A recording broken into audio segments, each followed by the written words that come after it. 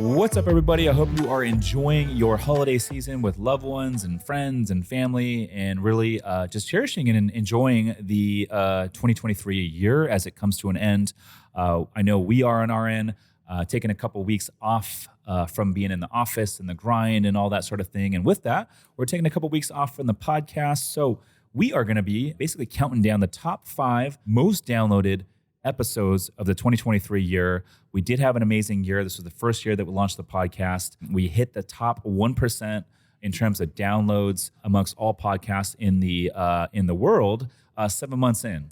And now 12 months in, we are officially in the top 0.5% in terms of downloads amongst all podcasts. So shout out to you guys, the listeners. I do it for you guys, and it does mean the world to me. That said, number 5 is going to be Mr. Ryan Pineda.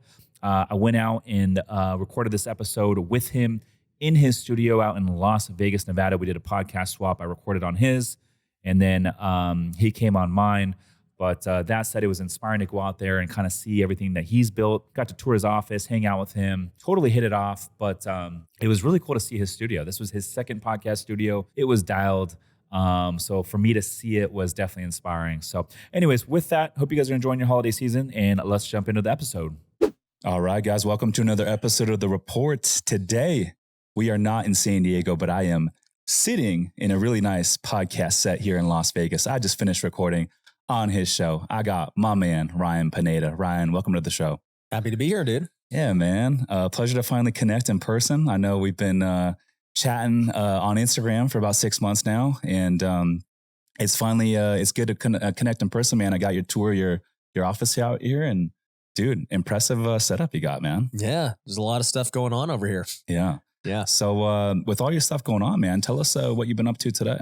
Today, dude, I just filmed some podcasts today. That's all I did today. But no, every week's different. Yeah. People are coming in and out, different business meetings, different, amazing guests that we get to have on the show. We're always launching new products and new companies, acquiring businesses, buying more real estate. Like, there's just always something going on, dude. Yeah. You get the live events now. There's always an event. Yeah. What projects are you most excited for right now? I was just telling you about it. The newest thing we just launched, we did a webinar for it yesterday, actually, was the brand blueprint. So, just really helping entrepreneurs build their personal brand right now, and, showing them the power of a podcast, as you know, and how much it can really help them. Yeah. How long ago was it when you started putting out content? I tell people it was COVID, but the reality was I officially started in 2016. I would just post on Facebook, like write a little blog type deal and show some before and afters of some house flips I was doing. And, that alone, just making maybe like one post a week, got me deals. It got me investors and allowed me to just kind of grow. Yeah. But I would say I really started taking I called myself a content creator in 2020 during COVID. That was when I realized, I was like, wow, this is the future. People don't get it. I need to go all in on this right now. What was it about that moment in time in 2020 that made you realize you wanted to go all in? Because looking back, it's like, man, everyone was at home. There was the pandemic. Everyone was on lockdown. And so in terms of getting eyeballs, I don't think that you would have picked a better spot. There was not a better point in time. And I literally understood everything you just mentioned as I looked at the situation. And, the thing was, I never really watched content. Like, I didn't watch YouTube. I didn't really listen to that many podcasts, and it just wasn't a thing for me. I understood social media was important. It's not like I didn't know it was important, but I didn't realize the power of long form content and what these guys were doing over there. I was just on Instagram. And so it was just like, all right, I post some stories and a picture of me. There was no reels or anything. And that was just me. But, as time went on, I saw TikTok coming up, and I was like, wow, this TikTok thing, if I don't even like watching content, and this TikTok thing is super addictive, which it was. And I was like, this is going to take off. And so I got really good at making TikToks first. And, my TikTok, I remember in 2020, I got, I think like, how much was it? Like 100,000 followers in 3 months. Wow. It was crazy. And there was nobody making content in the real estate space on TikTok. Like, everybody thought I was an idiot. they're like, why are you on some kids platform like doing this? You know, aren't you flipping all these houses? Which I was flipping. I had 50 flips going on, but I knew it was going to blow up. I just had so much confidence in it. And, you know, at the same time too, I knew YouTube was important after like really studying it and understanding like, wow, this is just a search engine. And man, if you make good content, you'll grow. What was your mindset back then though? Were you thinking, you know, cause like for a lot of content creators, you know, myself included, it's like, okay, well, we're raising money for our fund. We have a lot of different areas to where we can bring in revenue. So I know putting out content benefits the business in those ways. But for you back in 2020, were you thinking strategically like, hey, I'm going to put up this content so I can bring in more revenue? Or were you more just like thinking, hey, I'm going to grow the brand because I know it's going to pay off down the road? It was both. I knew for my local house flipping business, it wasn't going to really do anything. Right. And I already had established everything locally that I needed to. So I knew it wasn't going to help there. At that time, I really wasn't doing coaching. I had just started kind of getting into it. You know, in 2019, I made like 50 grand coaching. You know, it wasn't anything. 2020, I made 700 grand, all because of content. And, you know, at the end of the day, I just knew like, okay, if I make really good videos about real estate investing, house flipping, people will go to that. I also had a tax firm, so I knew people would go to that. Eventually, after that year, I got into capital raising. And so I was like, I know that I'm going to raise capital for syndications. And, you know, and then I opened up a bunch of other businesses as time went on. And so I knew it was going to do that. But also, one of the big things that stuck out to me was at that time in 2020, there was all these guys that are friends of mine now, like Graham Stephan and Meet Kevin, and they were the guys in the business space. Hormozy and those guys didn't exist yet. Right. And, you know, Cardone was obviously on and everything else, but like those guys, like Graham and Kevin and some other people, they were to me like the new generation of like content creators. You know, I don't think Grant Cardone would ever call himself like a content creator. You know, he just is a business guy who basically markets. He's a great marketer. What I saw from them was something different. I saw that they were making content as the primary business. And, you know, I remember they did a video one day talking about how much they were making just from YouTube AdSense and sponsors. And it was mind blowing. I mean, Graham was making hundreds of thousands a month. Kevin at one point, I think was making like over $1 million a month. And I'm thinking, I got like 50 house flips going on, all this risk, running a real business, like managing all this crap. This dude's out here with a camera by himself with no employees, just making videos and making more. And some of these guys are cranking it without a big team. They had no team. They literally had no team. Like Graham did not have a team. You know, Kevin was doing everything on his own and he prided himself on that. And I'm sitting there like, dude, that's like pure net profit. That's insane that they're putting up those kinds of numbers without even having a real business. You know, YouTube was their real business. And I was like, I ain't going to hate on that. It's freaking smart. And so I was like, I have to get in the YouTube game. So yeah, I knew it was going to benefit my business, but I knew too, there were other opportunities. Yeah. I mean, they say eyeballs is the new currency. And I don't think it's ever been more true than it is today. I mean, look at guys like Alex Hormozy. I mean, he just hit the scene, a year and a half ago, blew up, you know, because we have access to all these different platforms. But would you say, because, you know, obviously you started in 2020, really taking the content seriously. And back then there wasn't a ton of people creating, especially in the real estate space.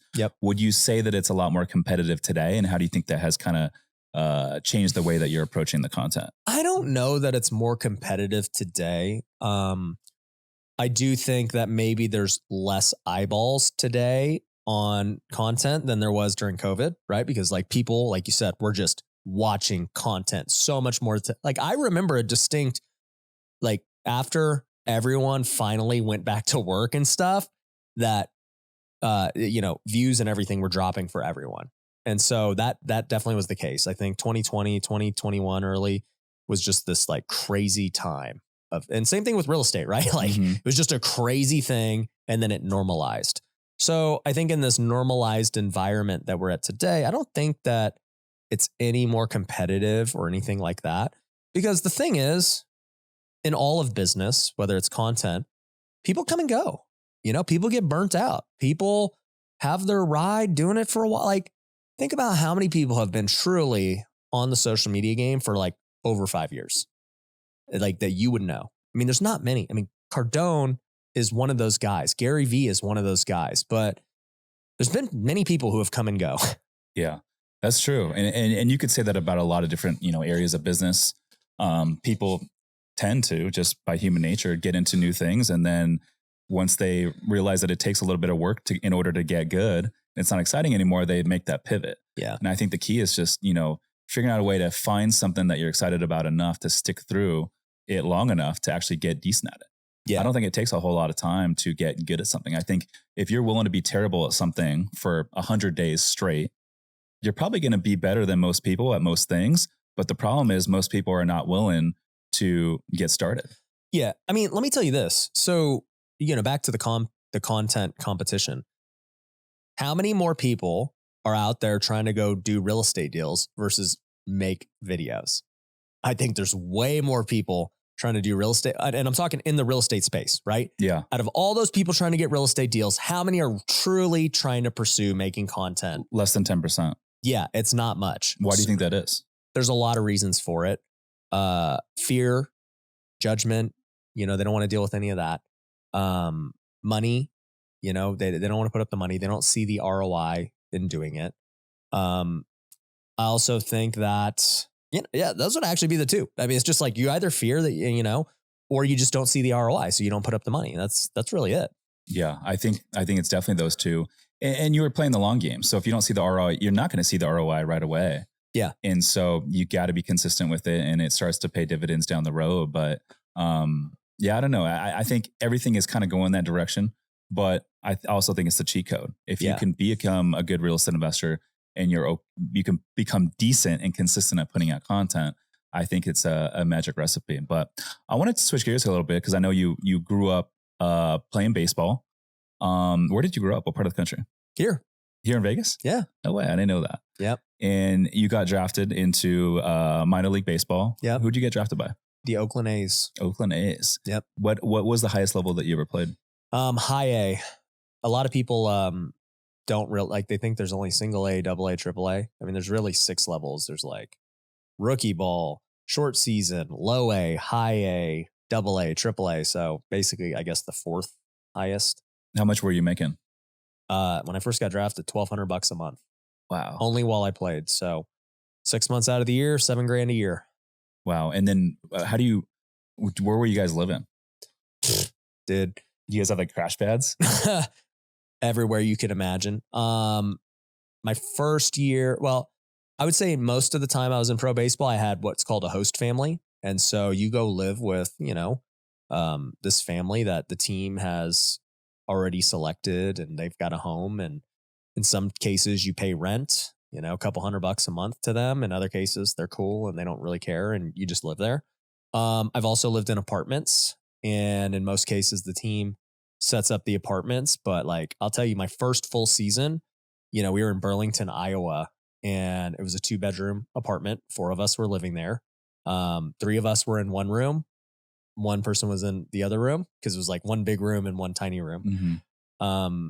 And it was just such a crappy apartment. And we were paying like, I don't know, $300 a person or something. Wow. So this is 6 months out of the year. How many games are you guys playing in a season? 140. Wow. Yeah. And because I follow, all these different sports. I'm a season ticket holder for the Padres. There you go. And so they're always bringing people up, and then they're calling back down as people get hurt. Yep. But in minor league baseball, you got to get to the AAA level before the next level is the major leagues. Is that right? It's rare. Some people will jump from AA to the big leagues, but yeah, usually you're going to go hit every level. Yeah. And so the level that you're playing at, the guys are just trying to get to that next level, which is you said is the 1A. Yeah. From where I was at, AA would have been the next level. Yeah. What was that? I don't know, I guess mindset for you to where you first realized, maybe I'm going to go a different path. Cause obviously you're in real estate investing now, you're in entrepreneurship, but that probably wasn't always the case when you got into pro baseball, right? If you love real estate investing, passive income, and tax benefits, but don't have the time, my company, Summers Capital, is buying boutique hotels right now. We source the deals, we renovate the properties, and we even handle all the day-to-day management, making it truly hands-off for our investors. If you want to learn more to see if we can help you, visit summerscapital.com/invest to book a call with our team. Again, that's summerscapital.com/invest. Now back to the show. No, I had no desire to do real estate or business or anything. All I wanted to do is play baseball. I got my real estate license in 2010, the same year I got drafted. So, I've been in real estate a long time now, over a decade. And I only got my license just to make money in the off season. It was the only career I saw that I could actually work my own schedule, do what I want, train, practice things that were important to me, and then maybe sell a house here or there. And, in 2010, it was literally the worst time to be a realtor. Realtors complain about now with rates, and they were complaining, the last couple of years because there's no inventory, but try selling a house in 2010. What was the medium home price in Vegas back then? That's the point. It was 100,000. Oh my gosh. What is it today? Like 450. Yeah. Yeah. So for one, there was no buyers because everybody had just went BK or whatever. Two, getting a loan was really hard. Three, even if I did sell something, I was going to make $2,500. So it was just a brutal time to be a realtor. Yeah. I hated it. I can imagine. So from there, where did you transition? Well, so what happened was, after my third season with Oakland, I'm in spring training the next year. It's 2013. And they called me in the office and basically like, bro, you're released.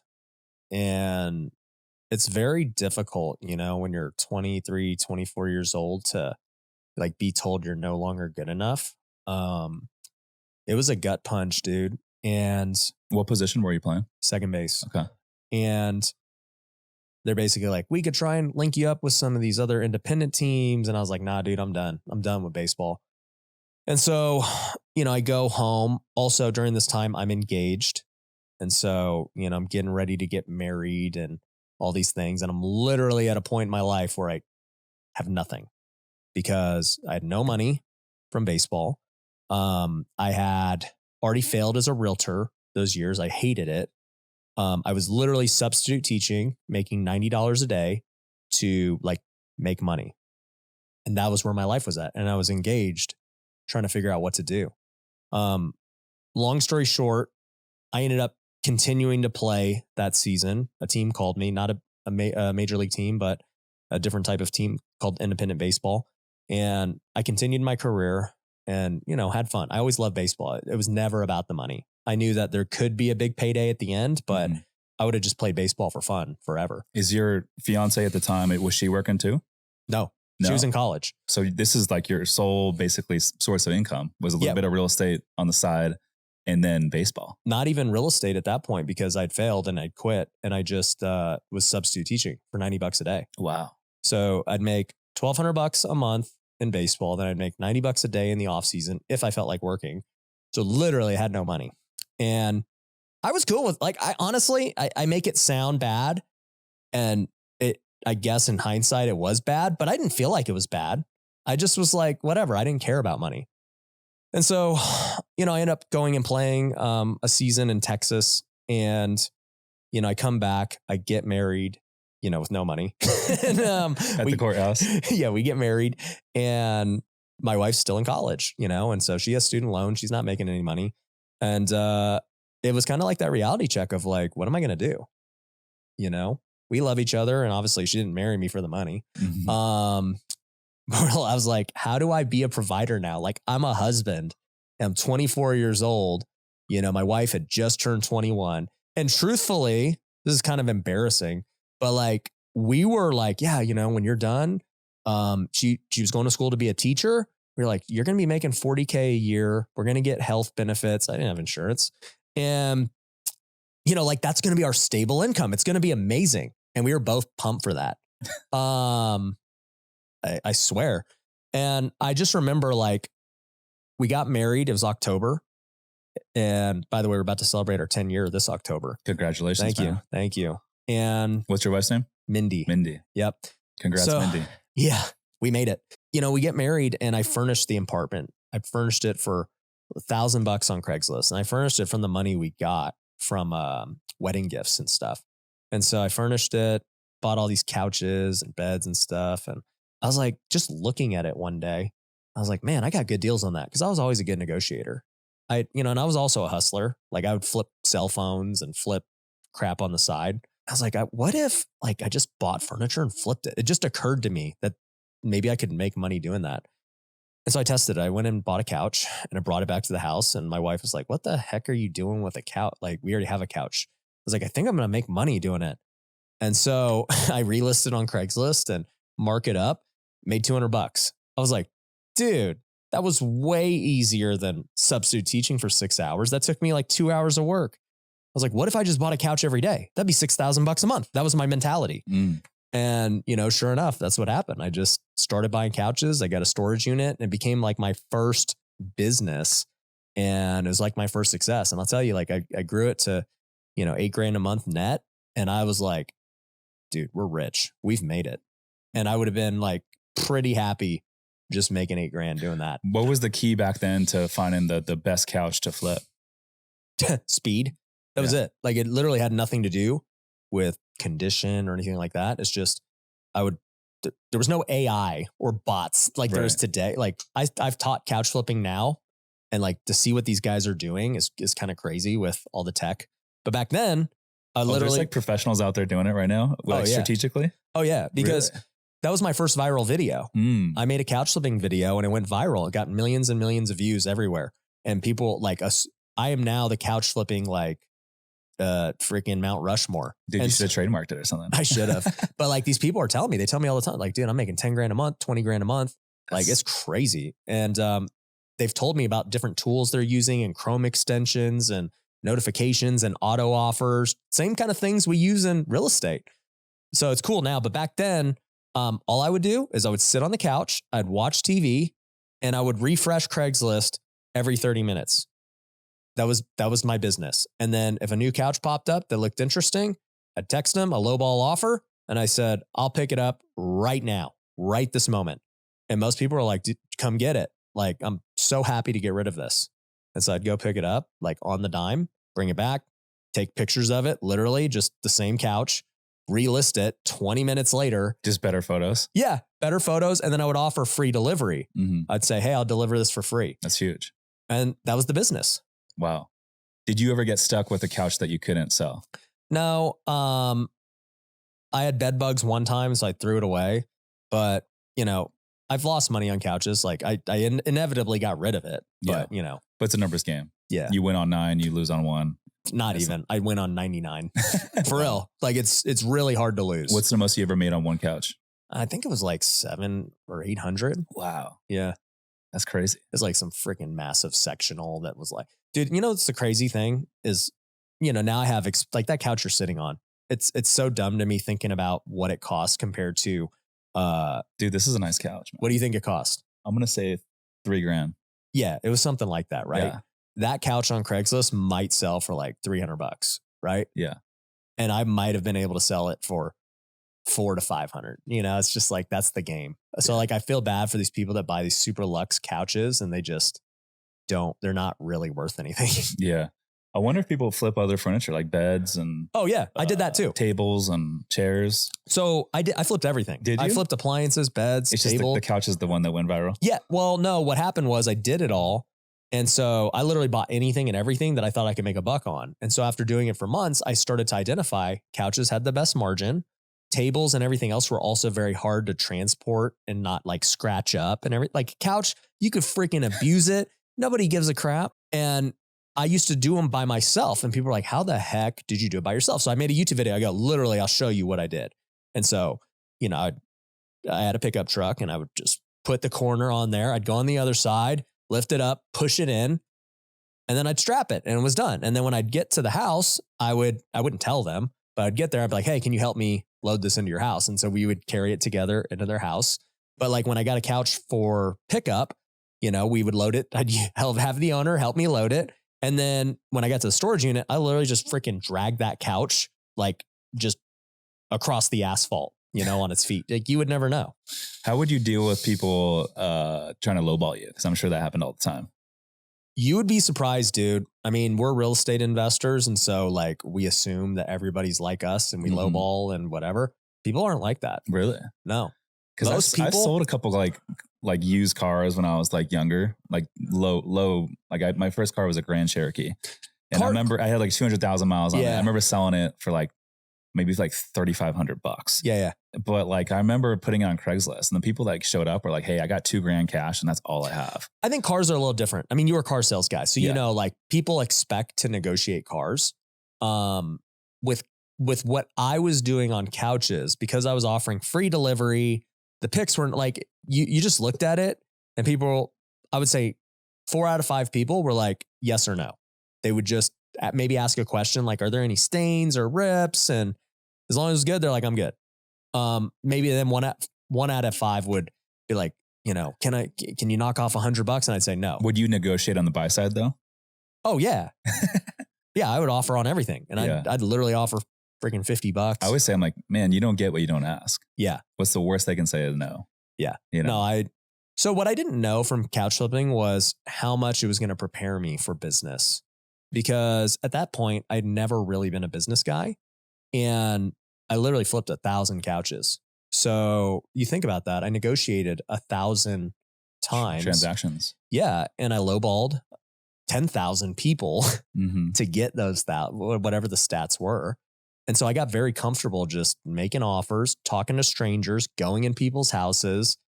You know, I became pretty fearless. And by the time like I got into house flipping, you know, a couple years later, I just didn't give a crap. I was like, oh, so I just make offers? That's easy. Hello, ball. I don't care what an agent says to me. Yeah. Yeah. I always tell people, I'm like, the number one skill you can learn is sales.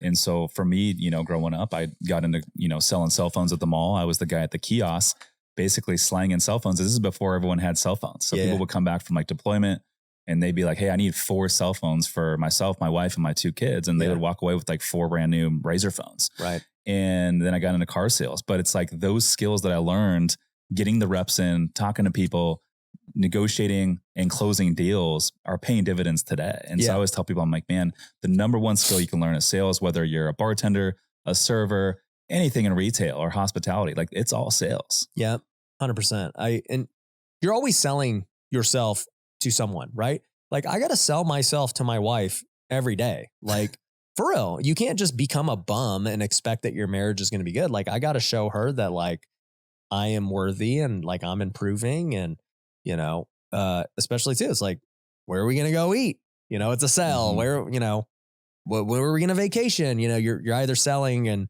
unknowingly. I don't have kids, but I'm sure like even raising kids, it's like, you know, if you ask your kid to clean up the room before they go out and play, oh my gosh, and they're like, no, I'm going to go play first. It's like your kid just sold you. No, my daughter is 3 years old and she negotiates. Like I have to negotiate with her. I'm like, Olivia, you got to go to bed. No. And I'm like, we have to go to bed. She's like, no. And I'll be like, all right, Olivia, tomorrow when we wake up, you know, we're going to turn on Moana or whatever, right when you wake up. She'd be like, okay.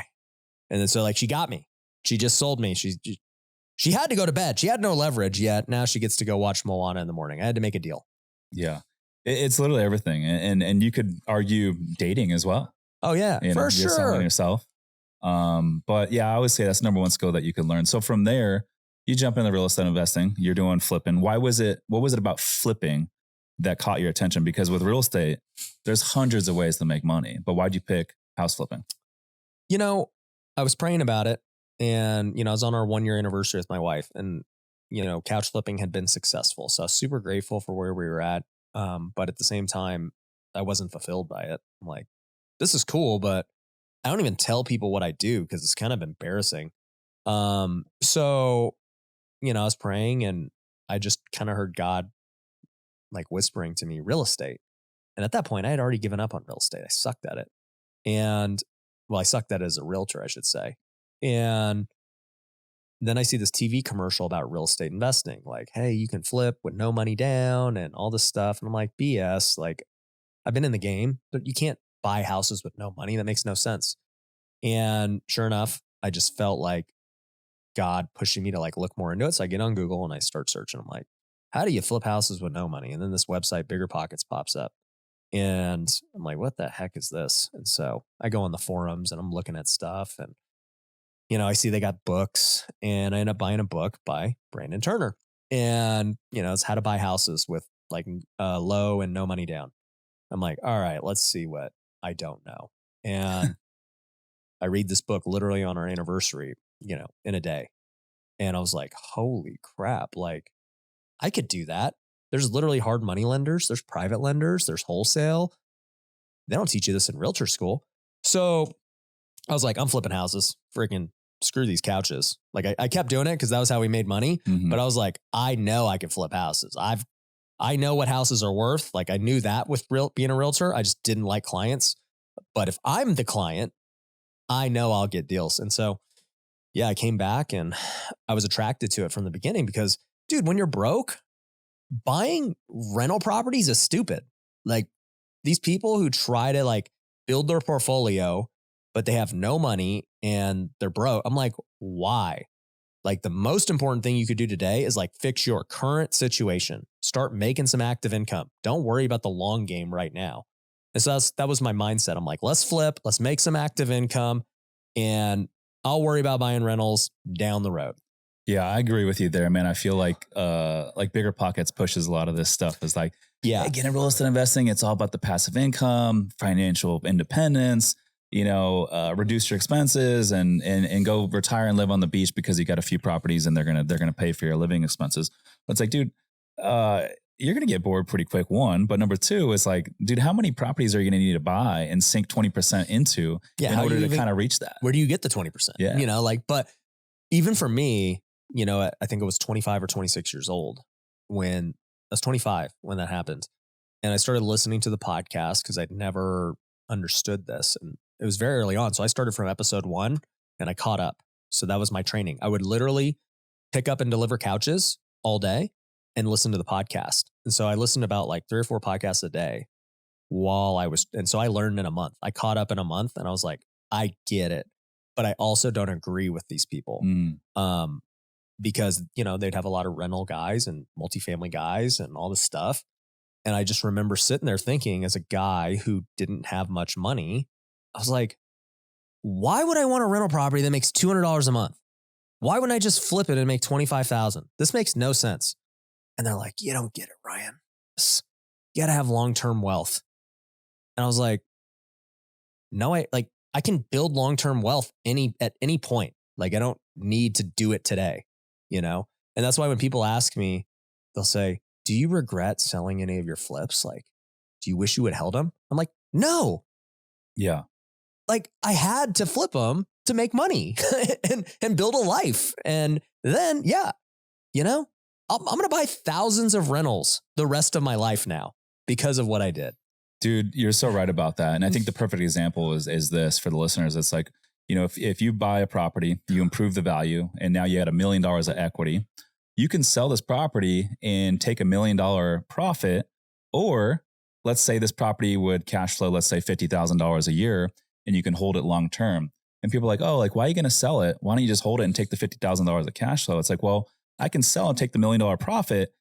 If I cash flow this thing, it would take me 20 years of $50,000 a year in cash flow just to break even. Bro, so dumb. Think about that. 20 years is a long time, man. Well, let me add another point to this. Is I get a lot of people who ask me, they're like, well, what about my taxes? I need to buy rentals to lower my taxes.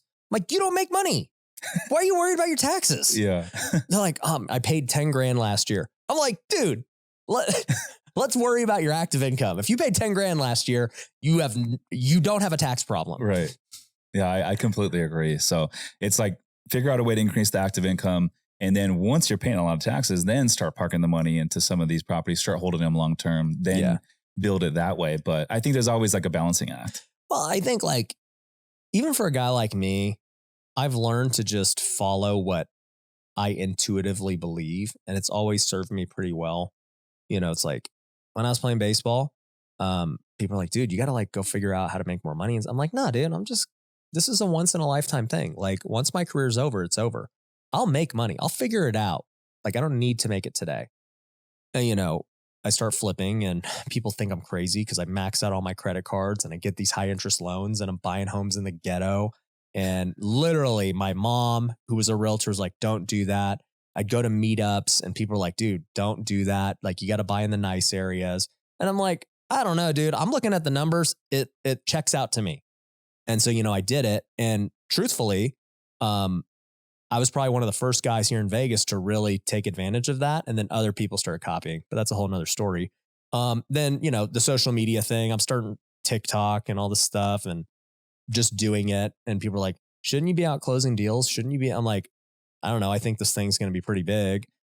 And so it's like, I've kind of always just gone against conventional wisdom and everything I've done, because if it makes sense to me and nobody can give me a good reason why my logic, doesn't make sense, then I'm just going to do it.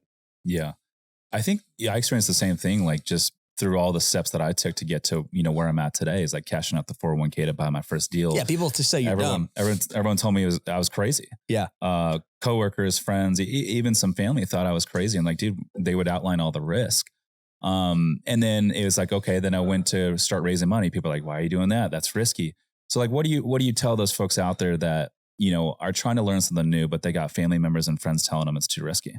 Yeah. I mean, look, my mom did the same thing. My friends did the same thing. And also too, man, I'm so grateful where the world is today, where there are communities where you can be a part of that think like you. It's like, we've had thousands of students in our coaching programs, and like, you get these like-minded people who are like, no, you're not crazy, dude. Like, I'm doing that and it's working. And it brings you encouragement. It brings you, confidence and everything else. So my first suggestion would be to get into some kind of community with like-minded people. Second thing would be, look, if you have an actual plan that, has been proven time and time again by others, have confidence in following it, right? Like, now, if you're trying something completely out of the box that you've never heard before or done before, you have no idea if it's going to work, like, all right, well, it is a gamble. Not saying it won't work, but it's much easier to follow a system. Yeah, I completely agree, man. It's like getting plugged into the right groups is huge, because you might go to a family member and they might say, wow, that deal's way too big. It's way too risky. But then you plug into the right group and that person might say, hey, you're thinking too small. Yeah. You know what I mean? Yeah. Like, that deal's risky to you. It's a freaking walk in the park. Are you plugged into masterminds, like other people's masterminds? Well, I know you got a few of your own. Yeah. I'm a part of your Wealthy Creator Mastermind, but are you a part of other groups as well? Yeah, I've been in Collective Genius for a while. And what's that one? It's a real estate mastermind. I forget what the requirements are, but you got to be doing a certain amount of deals or units and things like that. And I've been there for a few years and met some amazing people who have helped my business for sure. I'm also part of a group called YPO, which is an entrepreneur mastermind. Well, I shouldn't even say entrepreneur, just business. And that's probably, honestly, the biggest and most influential mastermind in the world. From a networking standpoint? Yeah, because like, I don't even know how much I'm allowed to talk about it, but it's big.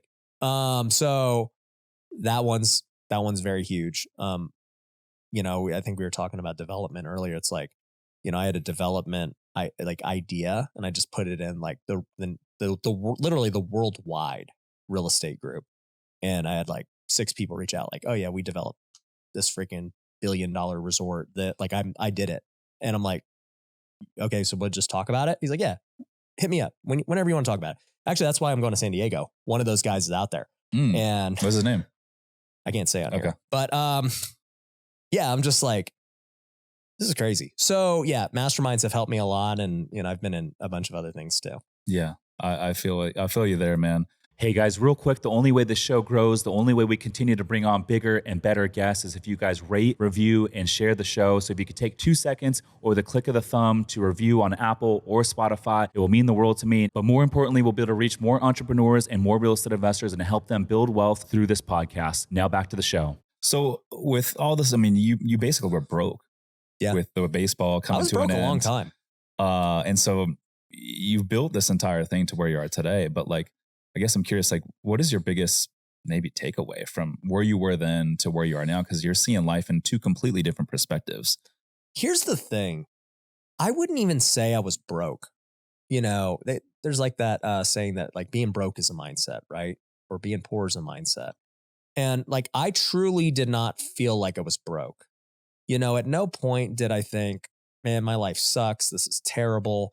You know, I can barely put food on the table. Like, it was never like that. I knew, I was like, all right, well, if this is what we make, okay, well, we're not going to eat out. We're not going to do this. Like, we're going to live very frugally. And we did for many years. And we were content living frugally. You know, we didn't need nice stuff. So even then, I didn't feel broke, and I didn't feel like the need to go and try and make all this money. And truthfully, I mean, I've been married 10 years now, broke, you know, financially, but not character. Like, I was still, dude, I mean, even then I had the confidence I have today where I'm like, I'm a bad dude. Like, I can dominate whatever I want. It's just a matter of right now, my focus is on baseball, and that's all I care about. And the fact is, when you're playing baseball in the minor leagues, there's no other way to make more money than to get to the big leagues. There's no path other than just doing what I'm doing. And so I never lacked confidence because, I mean, I grew up literally just, I don't even know how to say it, like just dominating. Like, I was on varsity as a freshman. I was an All-American. You know, I was a straight A student. I graduated college in 3.5 years. Like, I've always been good at whatever I put my mind to. And so I just knew like I was going to have success. I didn't know what it would be in. So like for the last 10 years, my mindset really has never changed. It's just been the results are finally catching up, I guess, with what my mind has always believed. And the next 10 years, I don't know, right? Like, I remember sitting, you know, I started to have some success in 2018. That's the first year I made over $1 million. And that was through what vehicle? Flipping houses. Okay. Yeah. So we made $2 million that year flipping houses. And it was my first ever year being an entrepreneur full time. So 2017, I retired from baseball. I flipped probably 50 houses while I played baseball once I figured it out. So 2018 is my first full year as an entrepreneur. And I'm like, all right, well, I guess I should like get an office and like do this legit. Because I was just like me and one guy helping me like check on properties and stuff. And so 2018, I'm like, well, what do people do when they're business people? I was like, I think they go to like events and stuff. And so I went to GrowthCon because I had heard about this guy, Grant Cardone, and it was here in Vegas. So I went to GrowthCon, and I remember walking in the Mandalay Bay. I'll never forget. I mean, it was 2018. And at that point, in my mind, I was already a baller and I was a beast because, you know, I was making really good money. And I'm looking around at all the people around me, and I'm looking at Grant and all these people on stage, and like 10,000 people there. And I'll never forget, in my mind, I was like, all right, like, I'm going to eat these guys lunch one day.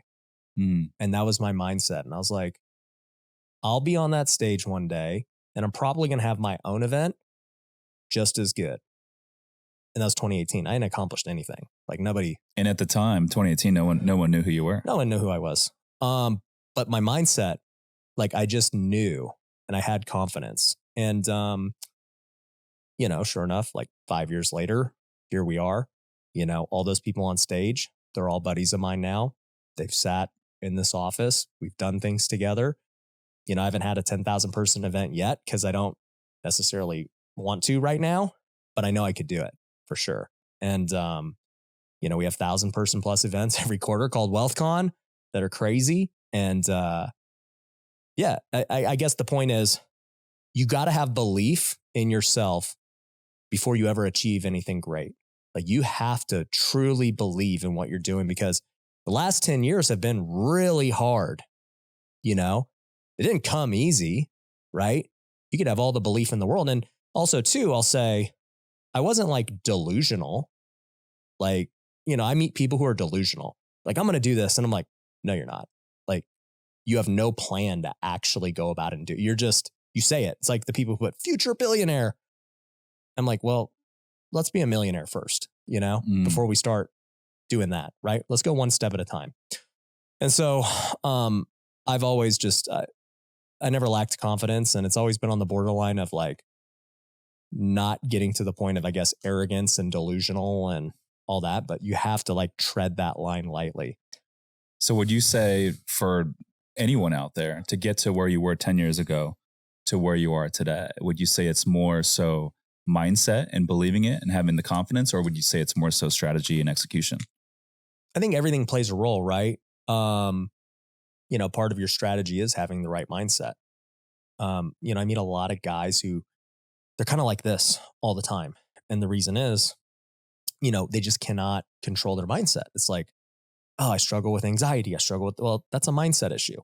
You can say, whatever, it's genetics, but it's a mental health issue. That's mindset. And so I believe that anybody can fix those issues. If you take the right steps. Now, if you're like, I struggle with anxiety, I struggle with fear and all these things. Well, all right, well, let's come up with a plan that is going to help you get free of that so that you can start a routine that's not going to allow you that. Because most people that are inconsistent, it's because they don't have a proper routine.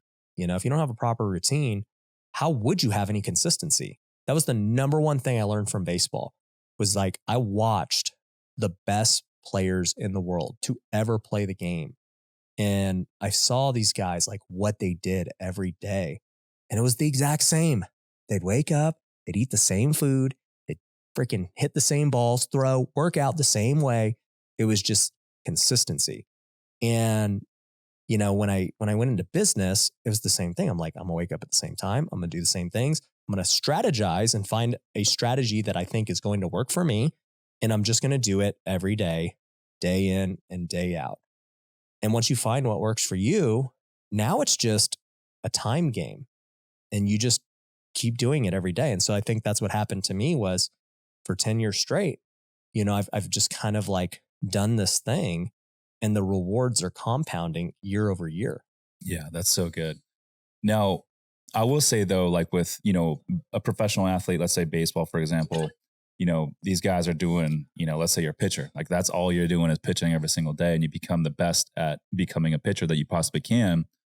But I think there's also like something to be said about, entrepreneurship and real estate investing. It's like, we're always pivoting. I mean, this probably better than me. It's like every week we're pivoting. Yep. And I think that's like those who pivot win, but you got to have some sort of like target. Mm-hmm. And it's like, you might be pivoting back and forth, but you're moving the needle closer and closer to that target. So eventually you do get there. And I always talk to my team. I'm like, hey, like we know where we're going.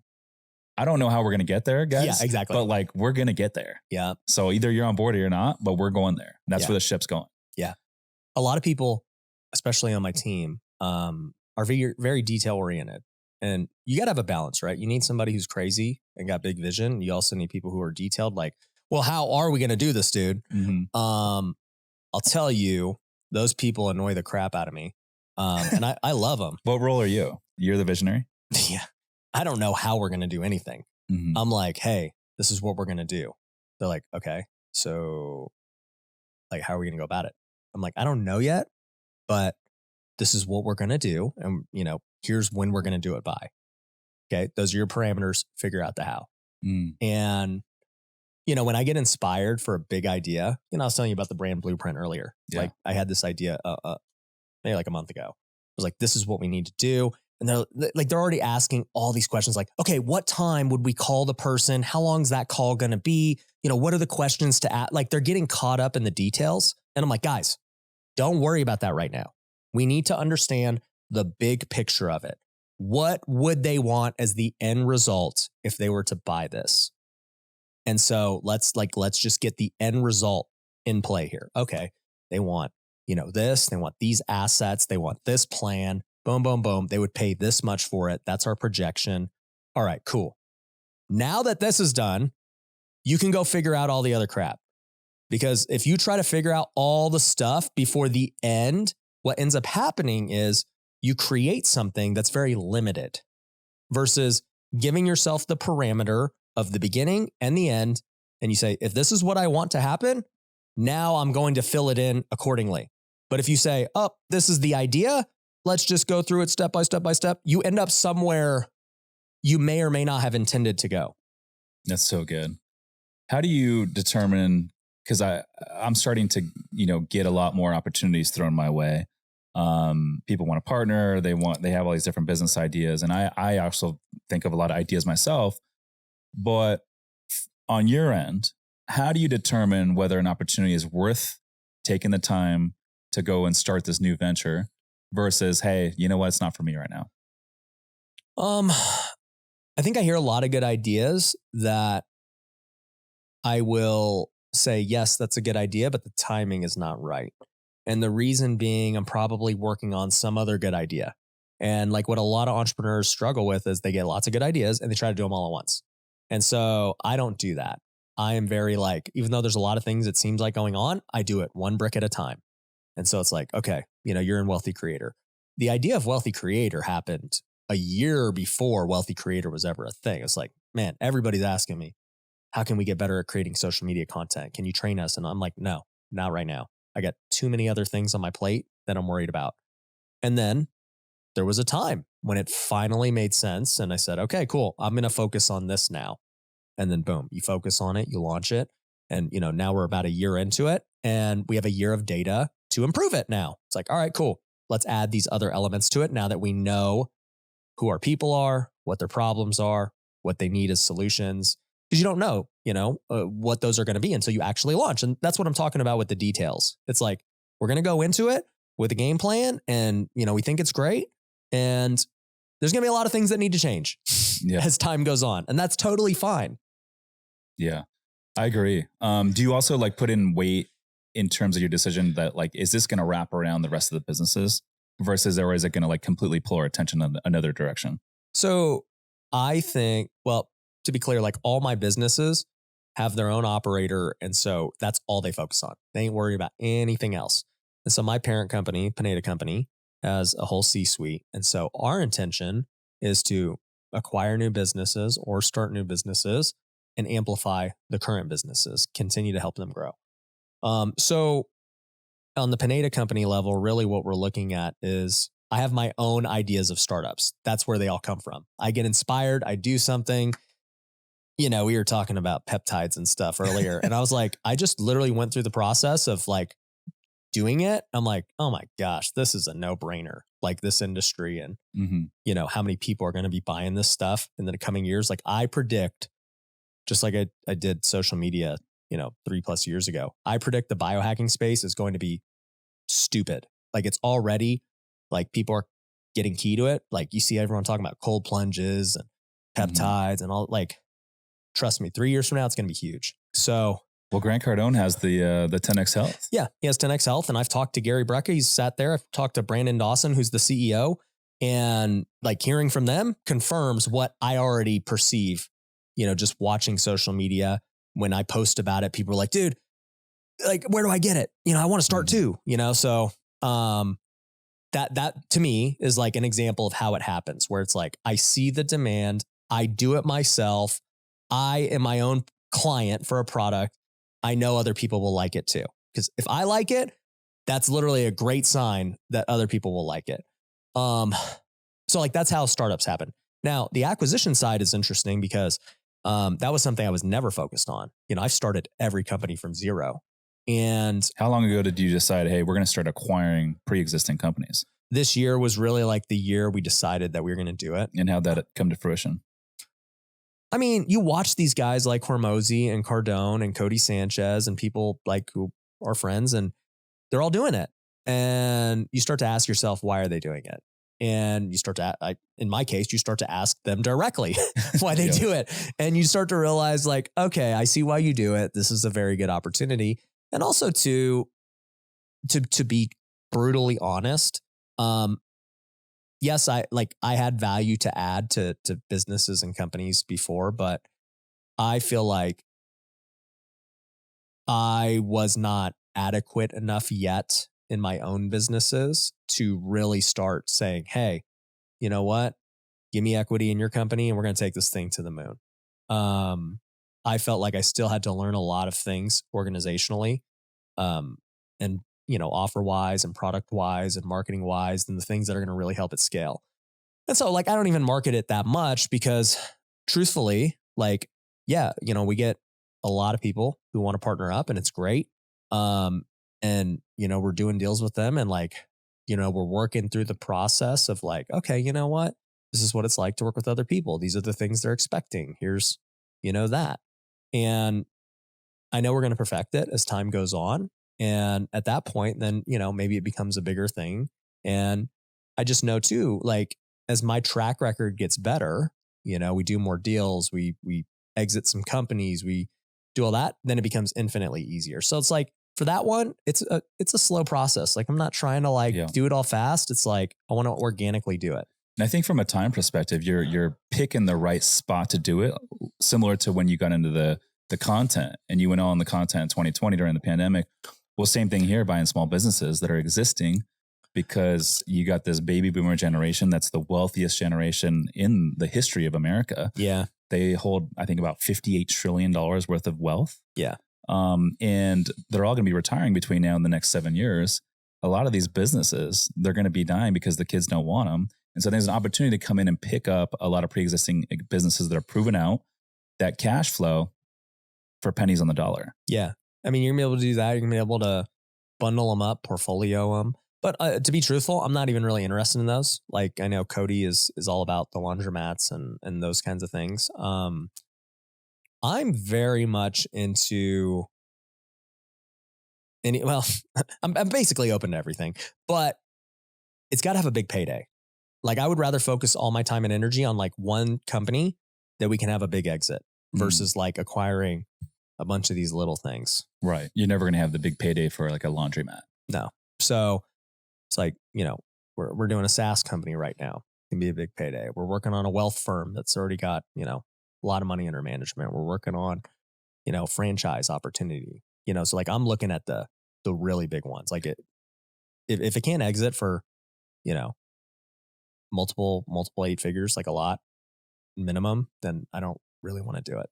What's your search criteria? So if I'm a business broker, I'm like, hey, Ryan, what is your search criteria in terms of what are you looking for? What is that criteria? Honestly, I'm not even like looking for business brokers. It's all just coming from organic. I mean, honestly, what's really happening is by throwing so many events, you know, lots of people come through the door and they want to grow their business. That's why they're going to the events, right? And somehow we get connected through one of these various ways. And, you know, when it makes sense, I'm like, hey, you know what? I actually want to talk to you a little deeper about something else. Like, I don't think you should get the brand blueprint. I don't think you should get whatever. Let's talk about like, if you get me. That's powerful, man. Yeah. So that's how it's happening. Yeah. Dude, I was watching, I was at the gym the other day and they like had ESPN up there and it was like some UFC thing, but they were doing cold plunges. And I saw Grant Cardone's 10X Health all over. Yeah. I'm like, dude, this guy's he's on ESPN now. Marketing genius. Mm-hmm. Yep. So 10X, like I said, they're going to be huge. I mean, I believe they'll be $1 billion company just in that company. Yeah. No, it's huge. I mean, you got UFC fighters using it. So we are on your podcast recently, like just an hour ago, we're talking and the conversation kind of took a turn. We're talking about lifting weights. We're talking about guys on gear. And you mentioned, hey, you're going to be starting a company in that space. Tell me a little bit about that company. What's your vision? I mean, look, I'm not, I don't know when it will happen. I mean, like I said, I always want to do things myself before ever like just jumping into it. And so it's like, you know, I just went through the process. I'm still going through the process. And, you know, 90 days from now, let's see how freaking jacked I am. like for real, like, you know, let's see. Cause I really haven't changed my workout or my diet that much. And so I really want to get a true case study of how does this impact, you know, everything else. And so, and you're 3 weeks in, how do you feel 3 weeks in so far? Dude, I got a lot of energy. I've gained about 4 pounds of muscle. It's crazy, dude. Freaking crazy. So yeah, that's why I think this stuff is going to blow up as it becomes just more and more known and out there. And, you know, like, because to be truthful, I never heard of anyone having low T 5 years ago. Like that just wasn't a discussion that I was hearing about. And then all of a sudden, maybe in the last year, I just start hearing my friends talking. And maybe it's just because I'm getting older, but I don't think that's been a thing until recently where it's like, oh, dude, I have low T. Yeah, I have testosterone. I have like, you know, you start talking to all these guys and I'm like, well, you're getting your testosterone from somewhere and you're paying monthly for it. It's the ultimate subscription business. Once you're in, you're doing it forever. And so I just look at it all and I'm like, man, this improves people's lives. They're going to do it anyway. It's a great business. And yeah, I mean, there's obviously like a lot of things to go along with it to make it work. And you got to be a great marketer, and you've got to like, you know, when you've got like drugs and stuff, like it's a whole different ball game. Different ball game. Yeah. Like there's a lot that goes into it. So, you know, I'm not anywhere close to, you know, doing it, but like it's already in my mind as one of those businesses where I'm like, hey, it is going to happen. And it's kind of a running joke, but like it is true. I've talked about health so much in everything I do. And I'm a human guinea pig, dude. Dude, I'm shocked that you work out in home by yourself with the TV on watching golf. I love it. You're probably the only person I know that lifts weights while watching golf. Well, yeah, there's probably these old guys that are on like the treadmill and the elliptical that watch golf, but yeah, they're not, you know, lifting 275. No. How many times did you rep 275? Did it 24 times, but you know, they were spread out over sets, guys, not 24 times in a row. Yeah. What about like if you're doing bench with dumbbells, how much can you rep? Well, I only have my Bowflex dumbbells now, which go up to 90, so I don't really use them. We got to get you some new dumbbells, man. Well, my gym's not big enough to get like a whole rack. So the Bowflex, like it does it good, but I don't know. I mean, back in the day when I was at the gym, I could do like the 120s, and that was like the biggest one. That's solid. Yeah. So tell me about your house. You recently bought a new house. How long ago? Well, I bought it a year and a half ago, but I bought it as the guy was doing a new build, ran out of money, and you know, I bought it, finished it, put over $1 million into it, and you know, we moved in this year. I love that. Yeah. How big is it? 6,000. How many bedrooms? It's a 5.5, 6-car, half acre, you know, beautiful home. Yeah. I always see you doing the car videos on social. Yeah. How many cars do you have? You know what's funny is I'm not even a car guy. Yeah. Like, you know, when I first became a millionaire, you know, in 2017, 2018, I was still driving like a $10,000 Volkswagen. Like I just never cared because I was so frugal back then. I was still like living in my frugal ways, even though I was making money. And I finally started spending money around like 2019. But yeah, like even though I say I'm not a car guy, I switch cars every year just because I'm like a bored guy. And so, you know, I went from like a Volkswagen, Tiguan, like the girliest, dumbest car, to a $20,000 Lexus RX used, like a 2013. It was like, I thought it was like super luxe. And then I go and get, you know, a 2017 Lexus RX that is like the new body style and stuff. And I'm like, this is great. Then, you know, 2020 COVID hits and stuff, and we got another kid on the way. And I'm like, you know what? We need a third row. And so I get a Tesla Model X, like spent 80 grand used. And I was like, dang, this was a big purchase, man. And, you know, I got a Tesla. And then, you know, we got my wife a Navigator. Then I got rid of the Tesla and got a Porsche. Then which Porsche did you have? Taycan. Did you like it? I love it. That car is actually the longest car I've ever had. So I had it for 2 years. That's the longest. And was that the favorite car you've ever had? Yeah, probably. Yeah. Yeah. So yeah, we got the Porsche, and then my wife, we got her the Escalade. We traded the Navigator because we wanted like the super long one. And earlier this year, actually, we've gone through a lot of cars now I think about it. I had a Rivian that I had pre-ordered for like 3 years, and it finally came. And I drove it for like a month, and I was like, yeah, it's whatever. And I flipped it and made like 30 grand. Yeah. You weren't feeling the Rivian? No. And then Tesla dropped like all their prices this year. I was like, dude, I'll buy a Model Y. Like they were like 55 grand, brand new. I was like, so I bought a Model Y. I drove it for like 6 months, and then we had a third kid. And I was like, all right, now we really need a third row. Like this ain't it. So I got a Model X. And so now, dude, that's like 17 cars in the last 5 years. I know. And I say I'm not a car guy, but like, I don't know, maybe I am. But we have 3 cars. Yeah. We have a Porsche, an Escalade, and a Model X. But you're not, because, you know, I see a lot of people out there doing real estate content, and they're flossing like, you know, Ferraris, Lamborghinis, all these nice cars. And you could, but you're like, yeah, I got a Model Y, you know? And yeah. So I see that. I'm like, okay, this guy's pretty humble with the cars, even though you're buying 17 of them.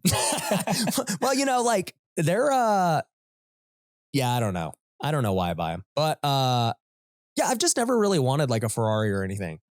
You know, I've had a bunch of partners who've had Ferraris and Lambos. I literally have had no desire. And I actually really like electric cars. So like the Taycan is electric. It's amazing. The Model X is electric, obviously. And then I saw Escalade's releasing an electric Escalade next year. And I'm like, oh yeah, we're getting that. That's sick. Yeah. We got to get you one exotic at some point. We'll get you in fast lane drive. I know they're not going to respect the Taycan, huh? You have to. They won't let you in. Yeah. Well, there actually is someone with a Taycan that was in there. Like even that was actually in the rally that I did last week, and they had a Taycan. Yeah. I mean, the Taycan's MSRP is $200,000, so it's an expensive car. But the reason I liked the Taycan was because it was a 4-seater, and it's like a very comfy, sporty 4-seater. Like it's awesome. It's probably the sexiest like sedan. What would you call it? Would you call it a 4-door coupe? Yeah. Yeah, it's probably the sexiest 4-door coupe out in the market today. No, I love it. It's got aggressive lines, nice and clean. It's sick. It's literally, I mean, it handles so good. I did a YouTube video before I bought it, and it was this whole series I did on Turo, and it did really good. But part of that series, I said, you know what? I'm going to rent 5 cars on Turo, 5 exotics or cars I'm interested in, and I'm going to test drive them all, and I'm going to pick one to buy. And so I test drove an R8. I test drove a Lambo. I test drove, what else I get? A Mercedes GT, the Taycan, and then what was the other one? I don't remember. But So Taycan was number 1 out of that group. What was number 2? I like the Mercedes GT. Okay. Yeah. I did not like the Lambo. I mean, I drove it. I'm like, dude, I do not want to drive this every day. It's so low. Getting in sucks. You probably see a lot of those out here in Vegas, huh? Just driving around. Yeah. Yeah. There's a lot of Lambos. But yeah, after doing it, I was torn between the Taycan and the Mercedes. And at the end of the day, I was like, dude, the Taycan's where it's at. Yeah. So for someone that buys all these cars, is it better to lease or to buy? I've never leased a car. Honestly, people will always like be one way or the other. I've really never looked at the mechanics of a lease and like why it could be better or not. Mm-hmm. I just in my mind want to own it. Yeah. And I don't want any restrictions on, you can only drive it this many miles. Like, no, I'm not trying to do that. Yeah. One of my friends, and he's an investor of ours. He's the manager of the Ferrari dealership here in San Diego. And I was like talking to him the other day. I'm like, hey, like, how is this interest rate environment affecting these like high-end exotic cars? He's like, dude, honestly, like the higher end stuff is like not being affected at all because those buyers just pay cash. Yeah. He's like, the 100,000 and under, those are the ones that finance and they lease. Those ones are being affected. But he's like, the higher end cars, he's like, those guys just drop cash. Yeah. When I realized too, talking to a lot of my buddies who are in like car clubs and stuff, they're like, oh yeah, no, I get a new Ferrari and I could flip it for like $100,000 if I wanted. And I can still drive it for like 6 months and like still flip it and make, I'm like, what? I'm like, then I'd own a Ferrari if you told me I could drive it for free and make money. Like, okay. Right. Yeah. Like I bought the R8 and up until this point I was leasing a lot because I like to just, it's nice to like, hey, drive for 3 years. Yeah. I get bored. I turn it in. Here's the keys. That's actually why I don't lease because I've never had a car 3 years. It's like every year. You might not make it to 3 years. I know I won't make it to 3 years. You got to find like a 12-month lease. Yeah. Yeah. Even that might be a stretch for you. Yeah. The Model Y lasted 6 months. The Rivian lasted 1 month. Right. So I was like, I found out the Audi R8 is going to go out of production this year. The 2023 model year is the last year. What are they doing? They're basically going to discontinue it. They're going to bring out an electric version, but like not till 2029. Of course they are. And so I got some buddies that are in the car space and like, hey, you should pick up this car. It will probably hold its value pretty well. So I decided to buy that one. How much was it? I bought it used. It was a 2021 with 10,000 miles. I picked it up for about $190 out the door. Dang. Yeah. And so I'm like, okay, I get it now. I'm like driving around. I'm like, okay, I get it. I get it why people with the exotics, they tend to just collect them. Yeah. And they just buy more, especially if they're going to hold their value well. But it's been fun to drive. And then getting in a fast lane, I was like, okay, I'm not a big car guy, but after doing that rally last weekend, I was like, okay, I get it. Well, maybe they'll let me in with the Taycan. Probably not, but yeah. So question for you, man. So you dye your hair these different colors. Mm-hmm. Why do you dye your hair? I think it looks cool. Yeah. So the way it originally started was, I've been doing my hair like this, not dyed, but the style for a long time. And people would always tell me, they're like, dude, you got like really cool hair. And because it like naturally does this. I don't need to blow dry it or anything. Yeah, you do have great hair, by the way. Thank you. For the listeners that are listening and not watching, Ryan's always dialed to a T with the hairline and everything. Yep. So, when I got on YouTube, the number one thing people were saying early on, they're like, dude, look at this guy's hair. It's freaking either incredible or so stupid. There was no in between. It was just like, why do you do your hair like that? Or dude, you're blessed. And I didn't think it would, I was just like, why is this such a big deal? To me, it was just me. And in 2021, I was like, you know what? Let's just lean into the hair. And so I dyed it blue just for fun. And, people went crazy. They're like, dude, what the heck is this guy doing? And then I dyed it red. Then I dyed it blonde, green, purple. I had orange earlier. Now I'm red again. Is there any rhyme or reason to the different colors and in correlation to how many views or plays you might have? I tell people that all the time, just like I don't know, just see what people will do. So I'll be like, red's the best performing color, like, statistically speaking. And they'll be like, really? And I'll be like, I have no idea. Like, but no, I don't track it. Cause I don't do it for that. But I think it is very obvious, without any real data tracking, but just, subjectively looking at it. I think it does get more views. Yeah. It makes a lot of sense. It's like, most people are visual people, right? Yeah. So if I go to like a nice restaurant and I look at the menu, if the menu has photos, I'm actually like probably read what is in that item. But if it doesn't have photos, I might just skip through it. So it kind of makes sense. You want to know what I'm thinking when you just said that? What? If you're at a restaurant that has photos on the menu, you're probably at a cheap restaurant. That's a good point. That is a good point. I'm thinking it's funny because when I was describing that to you, I was thinking of sitting in a pho restaurant. Yeah, exactly. Yeah. I love Vietnamese I'm like, food. I can't think of any nice restaurant where they had photos of the food. That's true. So let's say at a low end restaurant, the ones with the photos will definitely catch my attention. Oh, for sure. Yeah. And like I said, at this point, I go natural for like half the year and, I diet. Like basically what I do is I diet and then I just let it grow out. Whatever, like once it grows out, it's done and that's cool. Yeah. Do you have a barber? Yeah. That comes into the office or where do you do your hair? Mondays at my house. At your house? Yeah. I just started, because I had a barber and he was like a bit downtown, but it would take me 20 minutes to go over there, 20 minutes to get back. And he's like the best barber in town. And so then I'd also have to book him. Yep. And like sometimes his schedule would be booked up and I'd be like, fuck, it's Friday. Yeah. And I got to get my cut with some random person. And I was just like, dude, it was taking me so much time back and forth. And so I said, his name's Oscar. I said, Oscar, hey, what are the chances you can just come to my office every Friday, 11 o'clock, same time, and I'll pay you $150. Yep. And he's like, dude, I love it. And so we just started doing that a month ago and it's been the best thing ever. I don't think about it. Saves me time. It's a win-win for both of us. That's exactly what I do now. Yeah. $150 comes every Monday, 7:30 a.m. right after my lift.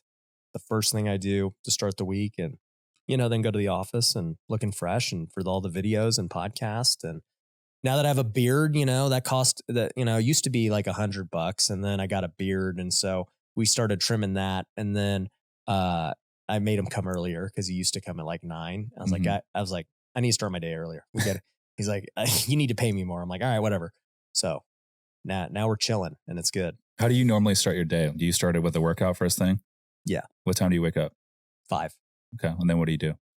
I read my Bible. I pray. I created a planner called the Wealthy Way Planner. Anyone can get it for free on the App Store. Where can they get that? Just Google Wealthy Way on the App Store or search it. So it's completely free. Or like, actually, we have a ton of free stuff at wealthyway.com. But so I created this planner, honestly, just for me. And then, everybody else uses it and it's great. And so I go through the planner, look at goals, write things like in the planner, you can write things you're grateful for, journal, all these things. And like it has a habit feature. So I have to check whether or not I, basically did my 3 habits. So currently they always change as I have different priorities, but my 3 current habits are, it'll ask me, did you read a book yesterday? Did you say I love you to Mindy? Did you, what's my 3rd one right now? For a while it was Duolingo because I'm trying to learn Spanish. But right now, what is the 3rd one? Mi español es muy mal. Yeah. Yo también, right? So, I forgot what my third habit I'm working on right now. I can't believe I've forgotten. But anyways, did we pray together as a family? That's the third one right now. So I want to make sure I get all my kids and pray together at night. So anyways, I do all that in the morning. I memorize Bible verses, all that. It takes about an hour. And, from there I go hit the gym downstairs at 6:30, 7:30, work out. 7:30, I have different things depending on the day. So like 7:30 and Mondays, I'm at the barber. 7:30 on Tuesdays, I go get a golf lesson. 7:30 on Wednesdays, we have our Bible study here at the office. 7:30 on Thursdays, I have a free day, which was today. So I actually go to the range and go hit balls. Fridays, I don't work. So I golf and have fun. What time are you using starting your day in the office? I get to the office usually at 9 or 10. And what time are you out of here? 5. And would you say the majority of your time is spent doing content, mastermind, webinar? What would you say, like from a just high level perspective? The high level is, I would say 1/3 is spent on content. 1/3 is spent on like strategic meetings with either my current team or, new people I want to do business with, like those, meetings. And then 1/3, I would say, is spent on working in the business / developing the next thing. So it's like in the business would be, hey, I'm looking at deals. Hey, I got a coaching call. Hey, we got a new event coming up. Like, let me review the event and make sure it's what we got to do. Hey, we're launching a new product or a new offer. Like, let's do that. How many people would you say are in this building, like team members total? I know you got multiple businesses, but how many would you say amongst everyone that you got here work here? Well, everyone works here for me. Right. But I would say, if we have 100 employees-ish across all the companies, let's say 50 are in the office, 50 are remote. And how do you operate? Do you have an operating system? Like, which one do you guys use? So we use one called Rise, Okay. which is from my business coach, Gary Harper. And, we have a program called Wealthy Business where that's what we teach. Got it. Yeah, we use EOS from Traction. That's how we started. Yeah. So moving forward, man, what's next on the horizon for you as you look out to the next 6 to 12 months? What are you most excited for? The cool thing is when you got like a lot of different things going on, it's like very fun and exciting. Like I don't feel like my life's boring at all. I think like if I was just only flipping houses, it'd be very boring. So I'm always excited to know that 12 months from now, there's going to be some new thing I'm doing that I had no idea about today. And so that's really exciting. Yeah, I agree, man. People are always like, what's your 5-year goal, 10-year goal? I'm like, well, I'm not thinking past this year. Yeah. Because what I think I want 5 years from now is going to be different when I get there. And if it's not different, that means I'm not growing. Yeah. I 100% agree. So I'm excited just to like knowing that is my life. So that's cool. I have a thing called Wealthy Kingdom that we launched that's becoming a nonprofit. And so it's for Christian entrepreneurs. And, as I was explaining, like faith is a big element of everything we do. And, like the Bible study I was telling you about that we do every Wednesday. I've been doing that for 5 years and it's changed my life. It's changed, everyone that attends, sometimes we have 20 people in there. And I made the decision that I wanted to launch these Bible studies in this community nationwide. And so we started in May and, we have 40 Bible studies nationwide right now. And then we got 60 right now in the queue that are going to launch here in like the next month. And so 12 months from now, I'm very excited to see what all of it looks like.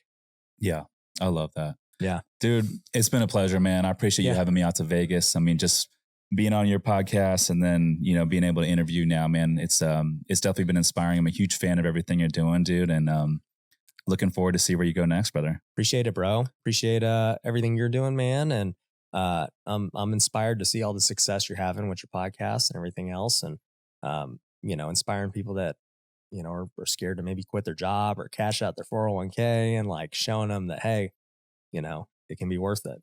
Yeah. There's a whole nother ball game out there, man. Yeah. If you're out in San Diego in a few weeks, let me know. Let's definitely connect, dude. I'd love to. Yeah. Listeners, thanks for tuning in. We'll see you in the next one. Peace. Peace.